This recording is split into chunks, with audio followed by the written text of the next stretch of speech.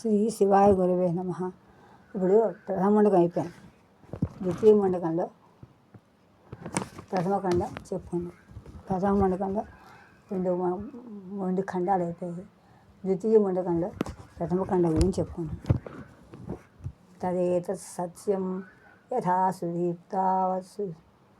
సుదీప్తాత్ పావకాత్ విస్ఫులింగాః సహస్రశః ప్రభవంతే స్వరూపాః తదా అక్షరాద్వివిధాः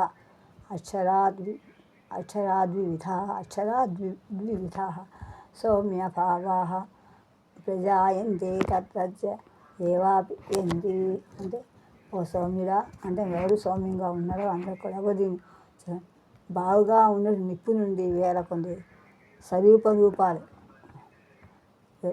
వస్తున్నట్టు మెరుస్తున్నట్టు, అంటే చీచి పైగా అన్నీ వస్తాయి, నిప్పు జ్వాలటి కలుగుతూ ఉంటాయి. అలా ఉన్నట్లుగానే అట్లా అక్షరం నుంచి వివిధములైనటువంటి భావాలు పుడుతున్నాయి, మళ్ళీ అందే వెళ్తున్నాయి. అది నిజం కదా, నిజమే. అక్షరాల్లోంచి భావాలు వస్తాయి. అక్షరాలు మేము మాట్లాడుకున్న మాట్లాడినాక అక్షరంలోంచి మనం తీసుకుంటాం. అక్షరాలు విలీనం అయిపోయి కలిసిపోయి సముద్రం ఎలా వెళ్ళిపోతుందో అలా అక్షరాలలోకి భావాలన్నీ వెళ్ళిపోతున్నాయి.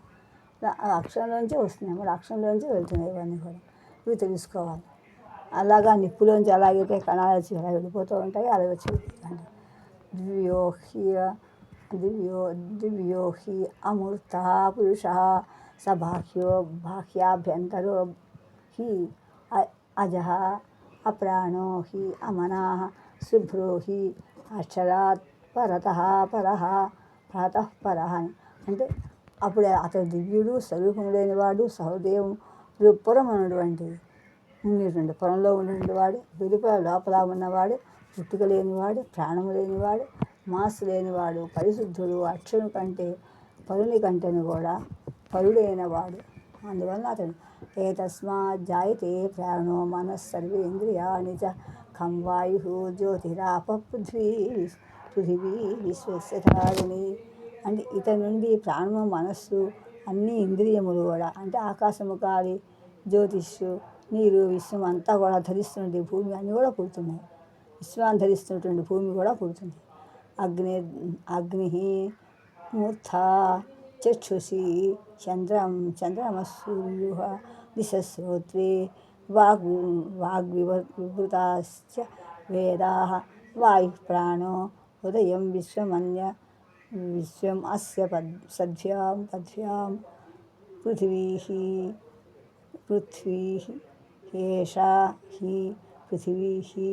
ఏషా సర్వభూతాంతరాత్మ అంటే ఇతని తల అగ్ని, ద్విలోకము, అశోభాలోకాలోకో గౌతమాగ్ని అనే స్థుతులను బట్టి కన్నులు సూర్యచంద్రుడు, చెవులు దిక్కులు, వాక్కు ప్రసిద్ధమైనటువంటి వేదాలు, ప్రాణము గాలి, హృదయము ప్రపంచం, ప్రాణము గాలి, హృదయ ప్రపంచము. ఇతని కాళ్ళ నుండి భూమి పుట్టింది. ఇతను అన్ని ప్రాణాల్లోన ఉన్నవాడు అని చెప్పుకుంటూ ఉన్నవాడు. ఇంకా తర్వాత అని చెప్తే తల అగ్ని చెప్తే ఇంకెలాంటి వాడు దేవుని చెప్తున్నాడన్నమాట. ముందుకు తస్మాత్ అగ్ని సమిధో యస్య సూర్యః సోమాత్ పర్జన్యః ఓషధయః పృథివ్యాం పుమాన్ రేతః సిందనీ యోషితాయాం బహీ ప్రజాః పురుషాత్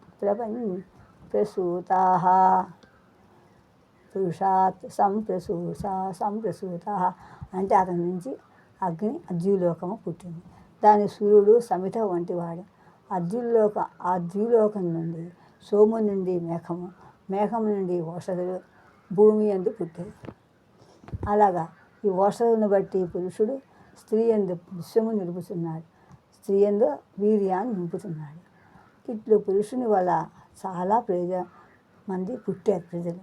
తస్మాదృశః సామయజుంషి దీక్షా యజ్ఞాశ్చ సర్వే క్రతవః దక్షిణాశ్చ సంవత్సరశ్చ యజమానశ్చ లోకాః సోమ ఉపవతే ఎత్ర సూర్యః అని అతని నుండి రుక్కులు వచ్చాయి, సామలు వచ్చాయి, యజస్సులు వచ్చాయి, దీక్షలు వచ్చాయి, యజ్ఞాలు, దీపస్తంభం నుంచి క్రతువులు, దక్షిణలు, సంవత్సరము, ఉత్తర దక్షిణాలు, ఉత్తర దిక్కుల దక్షిణ దిక్కు, సంవత్సరాలు, యజమానులు, లోకాలను కూడా పుట్టాయి. లోకములు ఆ లోకములను సోముడు, సూర్యుడు పవిత్రము తిరుగుతున్నారు. ఇక్కడ అనేక లోకాలు కూడా ఇప్పుడు అన్ని లోకాలు కూడా సూచించులు ఉంటారు. మీకు అన్ని ఒకటే కాదు. తస్మాత్ చదేవా బహుధా సంప్రసూతా సాత్స్యా మనుష్యా పశవో వయాంసి ప్రాణాపానశుభైః యవౌ తపస్య శ్రద్ధా సత్యం బ్రహ్మచర్యం విశిష్య. అంటే అతని నుండి దేవతలు, సాధ్యులు, మనుష్యులు, పశువులు, పక్షులు, ప్రాణాపానములు, బ్రీహులు, యవలు, తపస్సు, శ్రద్ధ, సత్యము, బ్రహ్మచర్యము, విధిము అనేక విధములుగా పుట్టేవన్నీ కూడా తపస్సు కూడా. సప్త ప్రాణ ప్రభవంతి తస్మాత్ సప్తార్చివ సమిధ సప్త ఓమా సప్తమే లోకా యేషు సంతి పాణాగుహాశయా నిహితా సప్త అని. ఇతని నుండి కన్ను మొదలైన ప్రాణాలేడు. అతని నుండి ఏమన్నా కన్ను మొదలైనటువంటి 7 ప్రాణాలు, వాని దీప్తులు 7ను, ఈ ఇంద్రియ విషయంలో నేడు సమితులు 7ను, దీని విషయజ్ఞానములైనటువంటి హోమమును, ఈ ఇంద్రియ విషయములు అనేటువంటి లోకముల 7 కూడా పుడుతున్నాయి. వీని యందు హృదయ గుహ యందు ఉన్నటువంటి ప్రాణములు 7గా సంచరిస్తున్నాయి. ఎలా చూస్తున్నాయి? అత్ర సముద్రాగిరయస్య సర్వే అస్మాత్ యంధంతే తస్మాత్ యతన్నాధంతే సింధవః సర్వరూపాః అతస్య సర్వోషధయో రసస్యైవ నైష భూతైః తిష్టతే హి అంతరాత్మ. అంటే అతని నుండి లవణాది సముద్రాలు, హిమాలయాలు, సప్తపర్వతాలు బయలుదేరుతున్నాయి. అలాగే గంగా నదుల చేత గంగా నదులు అనేక రూపాలే ప్రవహిస్తున్నాయి. ఇతని నుండి వడ్లు, యవలు మొదలైనటువంటి ఓషధులు, మధురాతి రసములు పుడుతున్నాయి. ఇతడు ఈ రసములచే భూతములచే చుట్టుకొనబడి అంతరాత్మయి ఉన్నాడు అని చెప్తూ, పురుష ఏ వేదం విశ్వకర్మ తపో బ్రహ్మ పరాత్పరం ఏతద్యో వేద నిహితం గుహాయాం సో అవిద్యా గ్రంథిం విగ్రతీహ విశ్వమోసి. సోమిరా తపస్సు ఎవరు సాధన చేస్తున్నవాడా? కర్మ, తపస్సు, బ్రహ్మము, పరమమోక్షము ఇది అంతా కూడా పురుషుడే. హృదయ గుహేందున్న ఈ పురుషుని తెలియనివాడు ఇహలోకములందే అవిద్యాపాసమును త్రుంచి వేయుచున్నాడు అని చెప్పుకుంటూ అంటే దీని ఆలోచన ఏమవుతుంది?